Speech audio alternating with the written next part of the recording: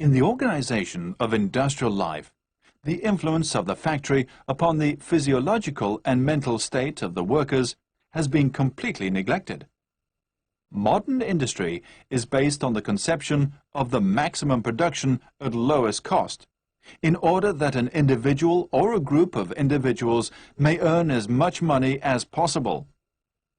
It has expanded without any idea of the true nature of the human beings who run the machines, and without giving any consideration to the effects produced on the individuals and on their descendants by the artificial mode of existence imposed by the factory. The great cities have been built with no regard for us.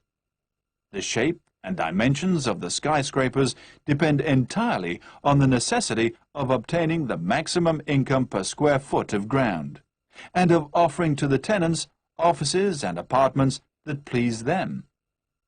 This caused the construction of gigantic buildings, where two large masses of human beings are crowded together.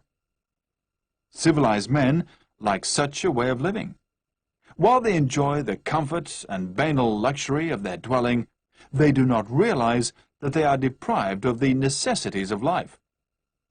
The modern city consists of monstrous edifices and of dark, narrow streets full of petrol fumes and toxic gases, torn by the noise of the taxicabs, lorries and buses, and thronged ceaselessly by great crowds.